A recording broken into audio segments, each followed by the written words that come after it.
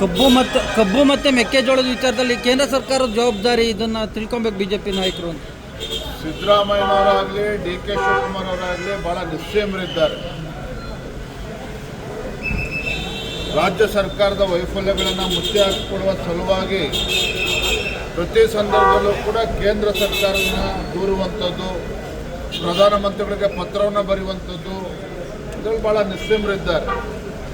ಆದರೆ ಇದರ ನಡುವೆ ಅವರು ಕೂಡ ರಾಜ್ಯದ ಮುಖ್ಯಮಂತ್ರಿ 140 ಶಾಸಕರು ಅವರಿಗೆ ಜೊತೆಯಲ್ಲಿದ್ದಾರೆ, ಅದನ್ನು ಮರ್ತೇ ಬಿಟ್ಟಿದ್ದಾರೆ.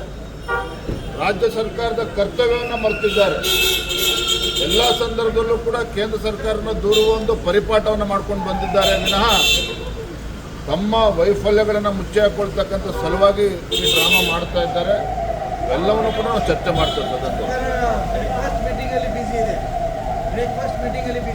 ಅದು ಚರ್ಚೆ ಮಾಡ್ತೇವೆ, ಸದನ ಚರ್ಚೆ ಮಾಡ್ತೇವೆ. ಅದ್ರ ಜೊತೆಗೆ ಅವರು ಅಂತಾರೆ ಬಿಜೆಪಿಯಲ್ಲಿ ಬಹಳಷ್ಟು ಒಡಕಿದೆ, ಅವರು ನಮ್ಮ ಬಗ್ಗೆ ಹೇಳ್ತಿದ್ದಾರೆ, ನಮ್ಮಲ್ಲಿ ಯಾವ ಒಳ ಜಗಳ ಇಲ್ಲ, ಏನಿಲ್ಲ. ನೋಡ್ರಿ, ನಮ್ಮದೊಂದು ರಾಜಕೀಯ ಪಕ್ಷ, ಆದರೆ ಕಾಂಗ್ರೆಸ್ ಸರ್ಕಾರ ಇವತ್ತು ರಾಜ್ಯದಲ್ಲಿ ಆಡಳಿತದಲ್ಲಿದೆ, ಆಡಳಿತ ನಡೆಸ್ತಾ ಇದ್ದಾರೆ.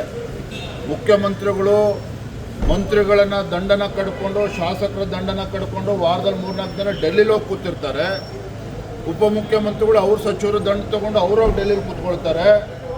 ಇವರ ಆಂತರಿಕ ಕಚ್ಚಾಟದ ಪರಿಣಾಮವಾಗಿ ಇವತ್ತು ಕಬ್ಬು ಬೆಳೆಗಾರರಾಗಲಿ, ಮೆಕ್ಕೆಜೋಳ ಬೆಳೀತಕ್ಕಂಥ ರೈತರು ಇರ್ಬೋದು, ಭತ್ತ ಬೆಳೀತಕ್ಕಂಥ ರೈತರು ಈ ಸಮಸ್ಯೆ ಬಂದಾಗ ಸಕಾಲಕ್ಕೆ ಇವತ್ತು ಉತ್ತರವನ್ನು ಕೊಡೋದಕ್ಕೆ ಸಾಧ್ಯ ಆಗಿಲ್ಲ ರಾಜ್ಯ ಸರ್ಕಾರಕ್ಕೆ. ಇವ್ರ ಯೋಗ್ಯತೆಗೆ ಇದೇ ಬೆಳಗಾವಿನಲ್ಲಿ 5-6 ದಿನಗಳು ರೈತರು ಬೀದಿಗಿಳಿದು ಕಬ್ಬು ಬೆಳೆಗಾರರು ಹೋರಾಟ ಮಾಡ್ತಾ ಇದ್ರು. ಒಬ್ಬ ಸಚಿವರು ಬಂದು ಮಾತನಾಡಿಲ್ಲ. ಭಾರತೀಯ ಜನತಾ ಪಾರ್ಟಿ ಹೋರಾಟಕ್ಕೆ ಇಳಿದ ಮೇಲೆ ಆಮೇಲೆ ಸಕ್ಕರೆ ಮಾಲೀಕರನ್ನ, ಕಾರ್ಖಾನೆ ಮಾಲೀಕರನ್ನ, ಕಬ್ಬು ಬೆಳೆಗಾರರನ್ನ ಕರೆದ್ರು. ಇವತ್ತು ಕೂಡ ಇತ್ಯರ್ಥ ಆಗಿದೆ ಅದರ ಸಮಸ್ಯೆ. ಮೆಕ್ಕೆಜೋಳ ಖರೀದಿ ಕೇಂದ್ರ ಯಾವಾಗ ತೆರಿಬೇಕಾಗಿತ್ತು? ಎಲ್ಲ ದಲ್ಲಾಳಿಗಳಿಗೆ, ಬ್ರೋಕರ್ಗಳಿಗೆ ಅವಕಾಶ ಮಾಡಿಕೊಟ್ಟು ರೈತರ ಜೀವನ ಹಿಂಡಿ 1500-1600 ರೂಪಾಯಿ ಮೆಕ್ಕೆಜೋಳ ಖರೀದಿ ಮಾಡಿದ್ದಾರೆ. ಕೇಂದ್ರ ಸರ್ಕಾರ MSP 2400 ರೂಪಾಯಿ ಇದ್ದರೂ ಕೂಡ ಈ ರಾಜ್ಯ ಸರ್ಕಾರ ಖರೀದಿ ಕೇಂದ್ರ ಪ್ರಾರಂಭ ಮಾಡದೇ ಇರತಕ್ಕಂಥ ಪರಿಣಾಮವಾಗಿ ಪಾಪ ರೈತರು 1500-1600 ಮಾರ್ಕೊಂಡಿರ್ತಕ್ಕಂಥದ್ದು. ಇವೆಲ್ಲವೂ ಕೂಡ ರಾಜ್ಯ ಸರ್ಕಾರದ ವೈಫಲ್ಯವೇ.